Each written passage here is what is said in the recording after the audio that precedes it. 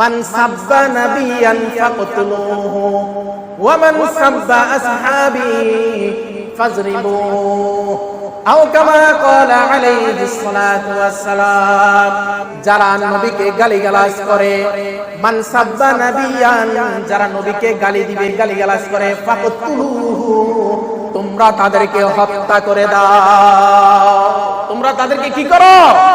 হত্যা করো। এই ব্যাপারে কোনো কম্প্রোমাইজ নাই, কোনো ছাড় নাই। যারাই নবীকে গালিগালাজ করবে, যারাই কটূক্তি করবে, এদের একটাই বিচার, ফাকতুলুহু, এদেরকে কি করা হোক। আরো জোরে বলেন, এদেরকে কি করতে বলেছেন? এটা ঈমানি ইস্যু। ওয়া মান সাব্বা আসহাবি ফাজরিবুহু, বিশ্বনবী বলেন, যারা আমার সাহাবীদেরকে গালিগালাজ করবে, যারা আমার সাহাবীদেরকে কটূক্তি করবে, গালি দিবে, তোমরা তাদেরকে প্রহার করো। আর যারা নবীকে গালি দিবে, তাদের ব্যাপারে একটাই পথ, বলেন কি? আরো জোরে বলেন কি? হত্যা করা। তাদেরকে হত্যা করতে হবে। কারণ যারা নবীকে গালি দেয়, যারা নবীকে কটূক্তি করে, এরা কার দুশমন? এবং কার দুশমন? নবীর দুশমন। এই সমস্ত নবীর দুশমনদের কোনো পরিচয় নাই, এদের কোনো ধর্মীয় পরিচয় নাই, এসব নবীর দুশমনদের কোনো রাজনৈতিক পরিচয় নাই, এই নবীর দুশমনদের কোনো গোত্রীয় বংশীয় পরিচয় নাই।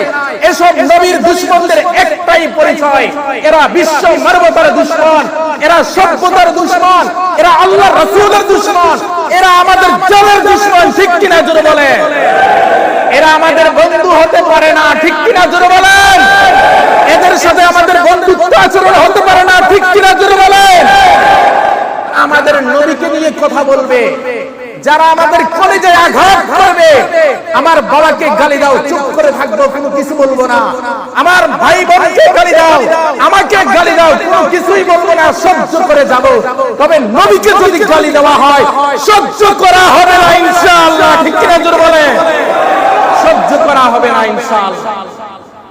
এবং সহ্য না করা, এটা ঈমানের দাবি, এটা ঈমানের দাবি। সহ্য না করা, সে যেই হোক না কেন, চাই আমার বাবা হোক না কেন, আমার ভাই হোক না কেন, আমার বন্ধু হোক না কেন, আমার রাজনৈতিক নেতা হোক না কেন, যদি নবীকে নিয়ে কটূক্তি করে, যদি নবীকে গালি দেয়, কার পক্ষে থাকবো? জোরে বলেন, কার পক্ষে?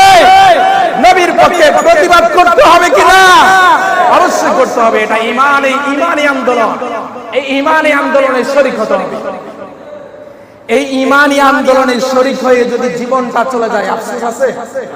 কথা বলেন, আফসোস আছে?